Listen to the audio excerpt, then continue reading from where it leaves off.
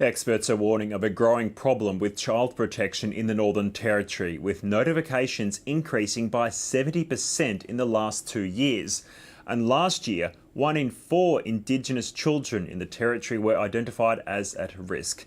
The ABC's Stephanie Zillman spoke to some of those who've gone through the system and say things have to change. Friends since childhood, these young women have helped each other through foster care, adolescence and now teen parenting. I have a 6-month-old son now. I don't even know how to be a family because I've actually never really had one. I'm lost.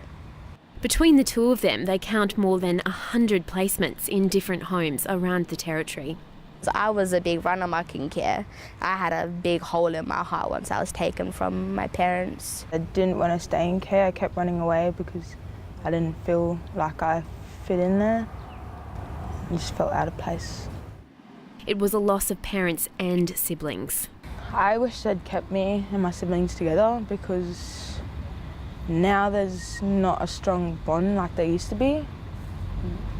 That's really hard.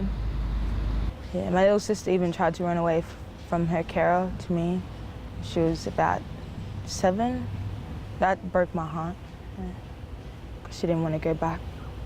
I still have trust issues because I was placed somewhere, and if I was too hard to look after or I didn't meet one of the carer's needs, I'd get home from a walk or something and my stuff would already be packed up for me, and then I'd have to leave. The journey in and out of care has been a struggle, and not all of their friends made it through. That's the one thing I want all of DCF in the whole of Australia to know, that their system really needs to be changed, because my best friend had no help whatsoever. 17-year-old Maddie Downman took her own life in residential care 2 years ago.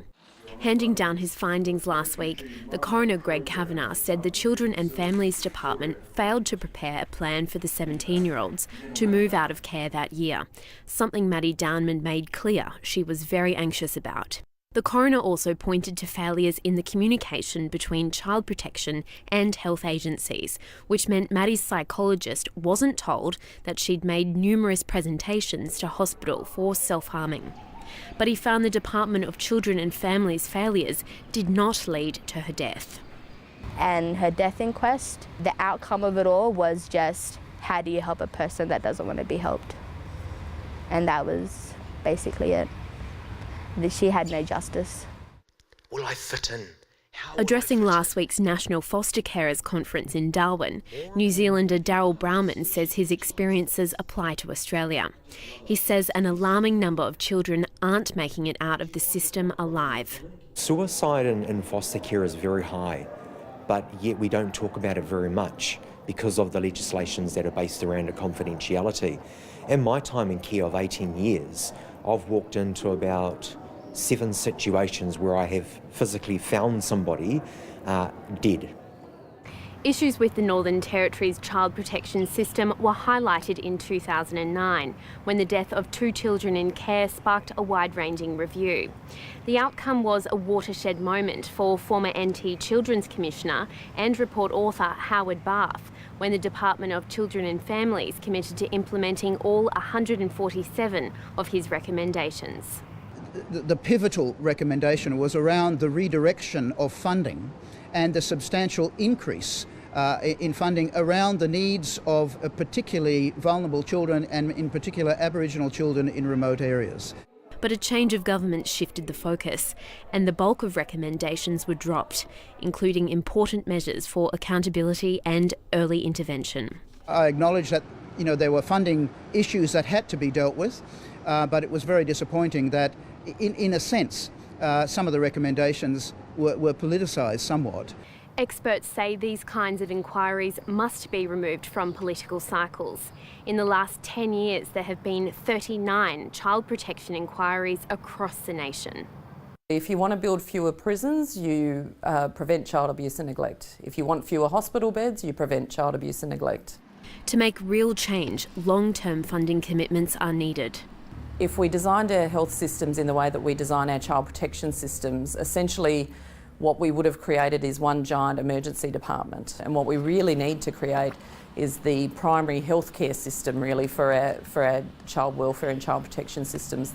Dominica Tipalura says her family's story could have been very different if there'd been more support to teach her parents how to look after her and help them get housing.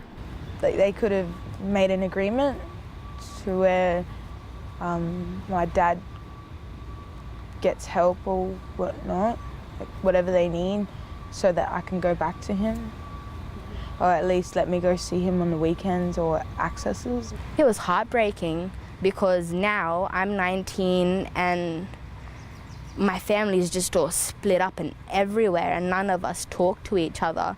I really want to have a bond with my family, but that's not possible. For now, it's baby steps towards a new life. Stephanie Zillman, ABC News.